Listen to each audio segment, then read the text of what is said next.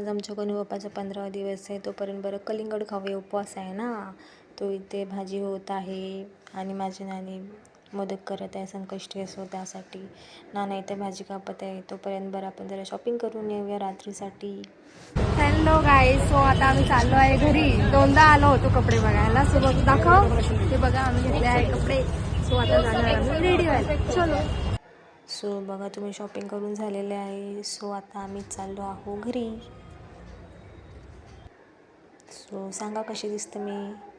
हे बघा आमचे मोदक आणि बघा संकष्टीची तयारी चालू आहे.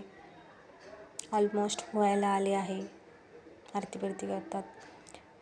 सो इथे सगळेजण बसले जेवायला आणि त्यात आम्ही नाचणार आहोत. सगळेजण जमले आहे नाचायसाठी. सो आता आम्ही ते नाचतो.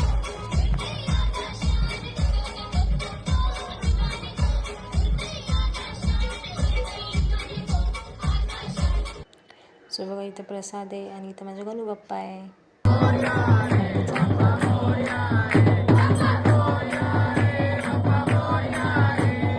इथे बघा आमची सगळी फॅमिली बसली आहे.